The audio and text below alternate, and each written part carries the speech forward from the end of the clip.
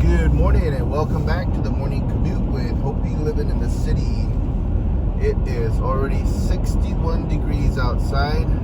It's a little after 5:30 and we are just hopping on the road. The missus and I actually made some breakfast this morning. So we are bringing breakfast burritos to work. And we didn't make any lunch though. So I'm just bringing some tea and soda. I forgot to get water, but I'll get some water today somewhere. And then I didn't bring any coffee, so I may get some coffee. I didn't have any coffee yesterday, and I was fine. I didn't crave it or anything, but I may get some today just to see. I thought if I had left a little earlier, I could have stopped. However, I did work with the missus to get us breakfast burritos made, and that's saving us some time as well. So I think if I just maybe go to Sam's Club after work, or maybe the missus and I, we order and just pick up on our way home, that would be fine. That way we can resume coffee in the morning. I don't think she always takes coffee though. And I don't think my youngest necessarily likes Starbucks brand, because he usually drinks a different type of coffee. And then we'll just wait and see, I guess.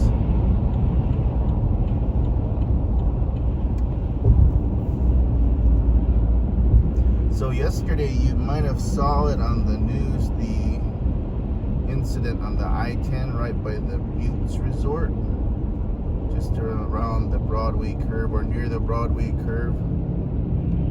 And apparently there was guy that ran up into the resort.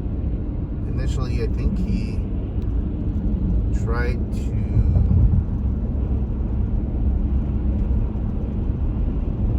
maybe take a vehicle or something, and then he also, I believe, forced a couple employees in the garage down to the ground and fired in their direction. Luckily, they weren't hurt. They caught him eventually without incident. Well, I mean, they of course caused a bunch of ruckus. He was a gentleman an individual in his 30s, I believe is all they said. But I was coming home and I saw the billboard or the traffic sign saying there was the right lane had a closure or something, and so you could tell before you hit the Broadway curve coming toward Chandler that traffic started to slow down. And just as I got past the curve, you could see there was a barricade sort of incident on the side where they had that, it looked like a blue Camry that was taped off, and then there were the DPS and other law enforcement vehicles around it, and then there was a SWAT looking vehicle near the base of the buttes, and there were individuals with machine guns looking into the shrubs, like the trees. And I think they said that it started when one of the people in the blue sedan fired a shot at a vehicle that was passing by. They didn't say what started everything. Like maybe it was a road rage or an argument or domestic. I don't know. And then I was telling my son the other day there was also the incident, a car chase and eventual crash down south. I think it was between road, so between Chandler and Zacatone. And there was, they said it was, I don't know if it was the chase originated on the Gila River Nation, but there were several of their law enforcement vehicles involved. And so I just imagined that it was maybe initiated through there. So I didn't follow up to see who was the suspect in that case. They hadn't released any names a couple of days ago when I was looking at it. But yeah, it's just, you never know who's around with guns or, you know, bad intentions or just too much time on their hands. So yeah, let's go see what's on the news today.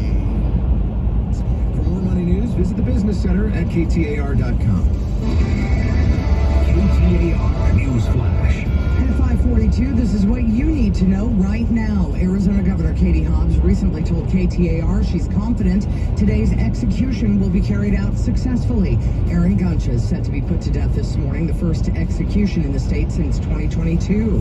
And we will talk more about that in depth next with our KTAR legal analyst, Barry Markson. The erroneous conviction bill has passed unanimously in the Arizona House. Now in the state Senate, if passed, it would provide restitution for state inmates who've been wrongfully convicted and exonerated. 2 NASA astronauts who went to space expecting to be there about a week and ended up there 9 months. Splashed down yesterday off the Florida coast. They were flown to Houston for medical evaluations.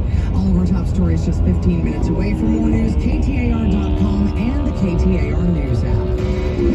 Here is John Roller in the Valley Chevy Dealers Traffic Center. All right, morning rush hour just getting underway. We've got our first crash of the morning, and it is in the downtown area. We've got a down motorcycle eastbound I-10 just prior to the mini stack, and this is blocking the HOV lane. Still dark out, so that is causing some slowing. Coming into downtown Phoenix, your stop and go point A is the 101 Alafria. You're going to reload about 51st Avenue as folks come off the 202 South Mountain Freeway, transitioning to the eastbound I-10, and we'll take a closer look at this crash involving the motorcycle. No doubt that will back things up as well. Southbound I-17, your slowing starts right at Glendale Avenue. Gets a little heavier there at Bethany Home Road, all the way down to Thomas. 51 looking good right now, and one surface street crash just coming in, 27th Avenue and Bethany Home Road. Traffic is brought to you by Asset Preservation Wealth and Tax. Join Stuart Willis for the Asset Preservation Hour each week as he empowers and educates those in or near retirement. Saturdays at 2 p.m. or 4 p.m. and Sundays again at 2 p.m. right here at KTAR. John Roller, KTAR News. We're looking at sunny skies with a high of 74 today. Right now, if you're in Tempe, it is 52 degrees. Weather brought to you by Howard Air and Plumbing. Weather replace or repair, call Howard Air and Plumbing. Aaron Gunches, who pleaded guilty to the 2002 murder of Ted Price, his girlfriend's ex-husband, is scheduled to die by lethal injection in Florence prison this morning. It will be Arizona's first execution in more than 2 years, but will it also be the first of many more to come? Joining us, KTAR legal analyst Barry Markson. And Barry, besides Gunches, there are, I think it's 111 prisoners on Arizona's death row. About 24 have exhausted or waived appeals. If things go smoothly today, then will we see prosecutors seeking a flurry of death warrants? I don't know that you're going to see a flurry of them, but if over the course of time they come up, I think you'll see them. Look, Governor Hobbs and the Attorney General Chris Mays are not big proponents of the death penalty. They're doing it here. It's Arizona's law, and they're going to follow that law. But I don't think you're going to see a desire to put as many people to death as possible. This, by the way, can happen at the state attorney general level and also at the county attorney level, right? They can seek death warrants as well, right, in their convictions? Well, the county attorney, Rachel Mitchell, went to the court to ask for that to happen because of the delays that were happening. The county attorney went to the Supreme Court and said, we want our own death warrant, and that issue did not come forward yet because the state made the decision to start to put back in place executing prisoners. So we had about a year plus of no execution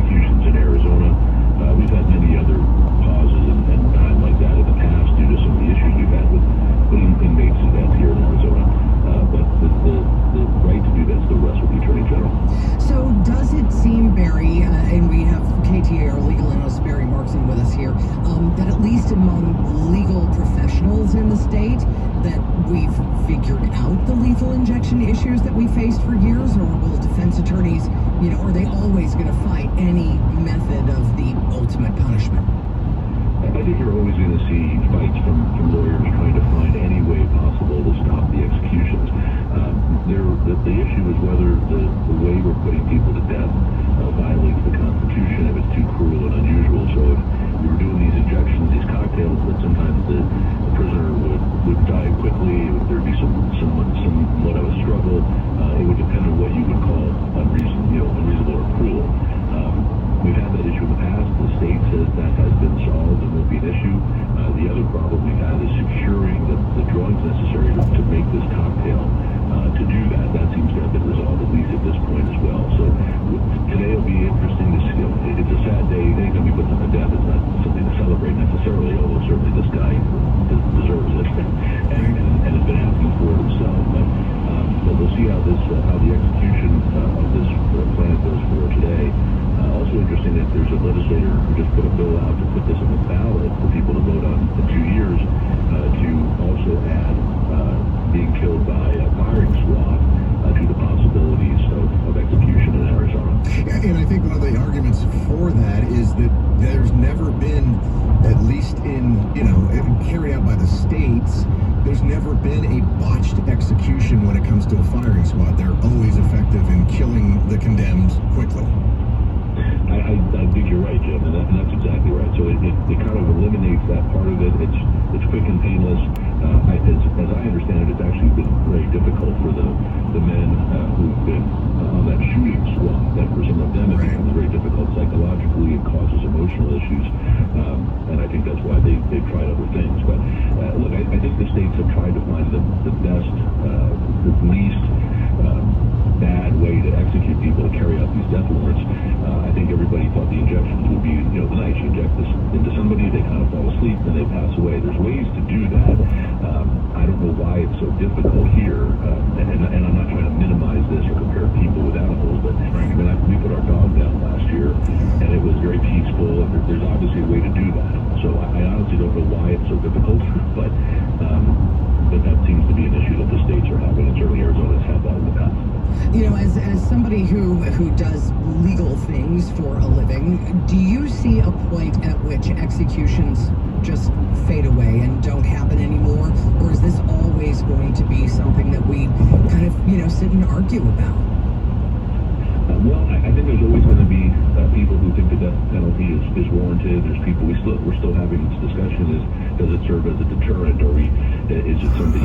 Is this the right thing to be doing? There are many states in the country that don't have the death penalty anymore, and I think for probably a couple of decades ago we thought we were moving in that direction to get away from this. We seem to be moving back now with certain parts of the political spectrum. So I think it's going to be here for a long while, and likely be something we're discussing and arguing about decades from now. All right, that is KTAR legal analyst Barry Markson. And coming up in just moments, 2 stranded astronauts back on Earth.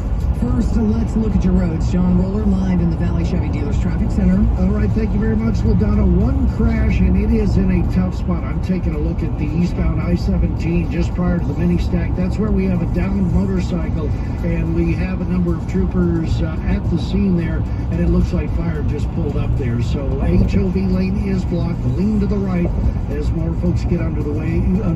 That means we've got slowing coming in from the West Valley. 3 spots of slowing.